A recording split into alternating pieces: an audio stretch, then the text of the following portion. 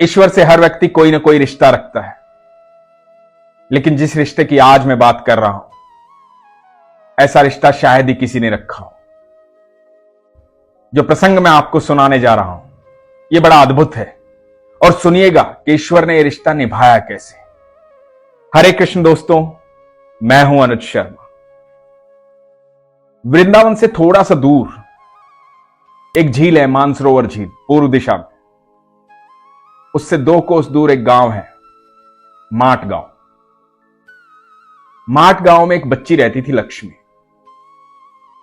उसकी मां बहुत कम उम्र में वैकुंठवास हो गई थी, तो पिता ने दूसरी शादी कर दी। अब लक्ष्मी को मां का प्यार मिल नहीं रहा था।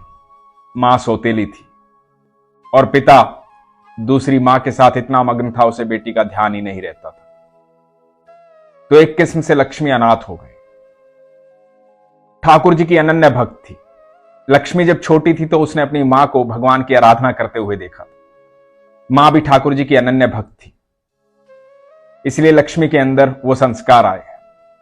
ठाकुर जी को बेहद प्यार करती थी। देखती थी कि सब लोग वृंदावन जाते हैं। जब भी कोई तीज त्योहार आता है, सब वृंदावन जाते हैं। कभी एकादशी, कभी पूर्णिमा, कभी अमावस्या, सब लोग वृंदावन जाते हैं।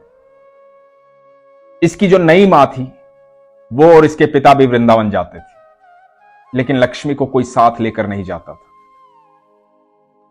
मन में बड़ा इसको लगता था कि मैं कब वृंदावन जाऊंगी, मुझे कब ठाकुर जी बुलाएंगे। कभी कभी वहां सत्संग होते थे, उस सत्संग में, कीर्तन में अपने मां बाप से पूछकर चली जाती थी, वो भेज देते थे। सत्संग सुनती, भगवान के किस्से सुनती, भगवान के प्रसंग सुनती, उनकी लीलाएं सुनती। मन बड़ा गदगद होता था। मन में एक ही आस थी, मैं कब बाके बिहारी से मिलूंगी, कब मैं ठाकुर से मिलूंगी। तो उन सहेलियों के पास बैठती जो वृंदावन जाकर के आते थे, उनसे किस्से सुनती थी कि कैसे हैं बाके बिहारी, कैसा है वृंदावन। हालांकि वृंदावन बहुत दूर नहीं था। ऐसा होता है, बहुत सारे लोग ऐसे हैं जो वहां पास रहते हुए भी ठाकुर के पास नहीं गए हों, क्योंकि यह भाग्य की बात है, सौभाग्य की बात है। और जिस समय की यह कथा है, जिस समय का यह प्रसंग है, उस समय लड़कियों पर, महिलाओं पर हमारे समाज के अंदर थोड़े प्रतिबंध भी ज्यादा होते थे। अकेली बच्ची को कहीं कोई भेजता नहीं था। लक्ष्मी अब बड़ी हो गई थी, विवाह योग्य हो गई थी, तो इसके पिता इसके लिए लड़का तलाश कर रहे थे।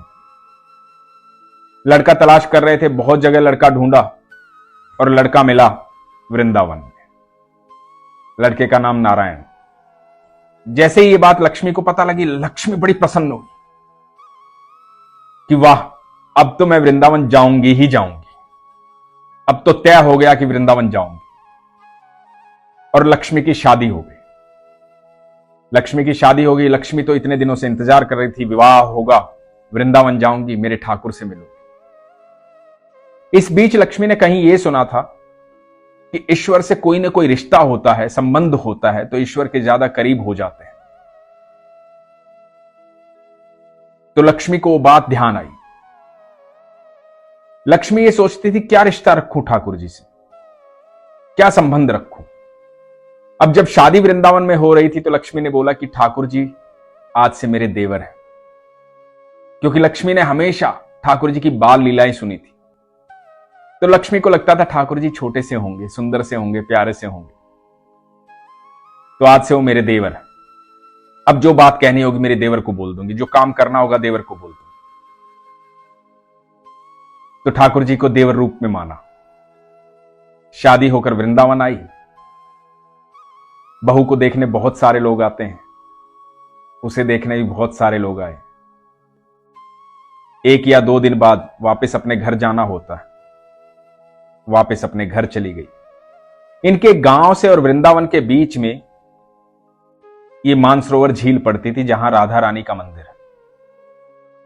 लोग वहां स्नान करते थे, आज भी लोग स्नान करते हैं वहां पर।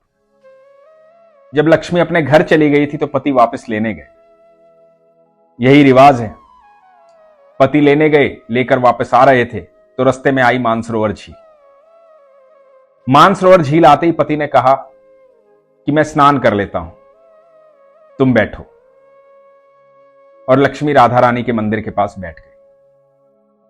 मन में बस यही सोच रही थी कि अब तो पग फेरा भी हो गया है, वापस भी आ गई हूं, अब मेरे देवर से मेरा मिलना जरूर होगा, ठाकुर से मिलना जरूर होगा। उसके मन में कोई चाव नहीं, बस चाव यही कि वृंदावन आई हूं, मेरे ठाकुर से मिलना है, बरसों की इच्छा पूरी हो जाएगी, ठाकुर जी से मिलना है। मन में यह भी सोच रही है कि कब लेकर जाएंगे ये ठाकुर जी के पास, क्योंकि ये जब लेके जाएंगे तभी तो जा पाऊंगी। और ठाकुर जी को बड़े दिल से याद कर रही है। इतने में एक बच्चा आता है और आवाज देता है, भाभी भाभी सुनो। लक्ष्मी घबरा जाती है। लक्ष्मी सोचती है कि यहां तो पराया गांव है, पहली बार आई हूं, अभी भी शादी हुई है, भाभी कौन कहेगा यहां पर। डर जाती है, घूंघट किया हुआ है, अपने घूंघट को पकड़ लेती है जोर से, मुंह से आवाज नहीं निकाल पा रही है डर के मारे। बच्चे की फिर से आवाज आती है, बोलता है, अरे भाभी घूंघट उठाओ ना, चेहरा तो दिखाओ, भाभी हो ना मेरी, देवर हो तुम्हारा, चेहरा तो दिखाओ। लक्ष्मी डरी हुई है, घूंघट को पकड़ रखा है, नहीं उठा रही है। बच्चा भी बड़ा नटखट है। बच्चा पास आया, खुद से दिखाओगी या खुद ही मुंह देख लूं। तो लक्ष्मी उसे भगाने की कोशिश करती है और बच्चा जबरदस्ती घूंघट उठा देता है और देखता है। बहुत सुंदर स्वरूप, मोटी मोटी आंखों वाला, घुंघराले बालों वाला। बच्चा लक्ष्मी को देख रहा है, लक्ष्मी बच्चे को देख रही है और बच्चा एकदम से भाग जाता है। लक्ष्मी को कुछ समझ में नहीं आता। पति स्नान करके आते हैं। लक्ष्मी बोलती है कि कैसा है तुम्हारा गांव। एक बच्चा आया, आकर के उसने ऐसे जबरदस्ती मेरा घूंघट उठाया, मुझे भाभी भाभी कह रहा था। पति बोला, अच्छा ऐसी बात है। पति को गुस्सा आया। पति ने कहा कि आज के बाद वो लड़का कहीं दिखाई देना, मुझे बताना, छोड़ूंगा नहीं मैं उसे। गांव के बच्चे ऐसे ही होते हैं, कोई बात नहीं, चिंता मत कर। लक्ष्मी पति के घर चली गई। पति पत्नी जब घर पहुंचे, अगले दिन की सुबह हुई तो लक्ष्मी की सास ने अपने बेटे से कहा कि बेटा अब शादी हो गई है, बहू घर आ गई है, तो बाके बिहारी के दर्शन तो कराओ, ठाकुर जी से तो मिलाओ, बहू को लेकर के जाओ। लक्ष्मी ने बड़ा सा घूंघट निकाला हुआ है, पति के साथ ठाकुर जी के मंदिर जाती है। मन ही मन बहुत खुश है, अपनी खुशी किसी को नहीं बता रही है, मन ही मन बहुत खुश है। बस मन में सोच रही है कि जल्दी से जाऊं, जल्दी से पहुंचूं ठाकुर जी के पास, ठाकुर जी को देखना है। आज तो इतने दिन हो गए ये सोचते सोचते, कैसे है मेरे ठाकुर जी, आज तो बिहारी जी को देखना है, आज मेरे देवर ने बुला ही लिया है मुझे, बस जल्दी से पहुंचूं। घूंघट में है, कुंज की गलियों से होती हुई बिहारी जी के मंदिर पहुंचती।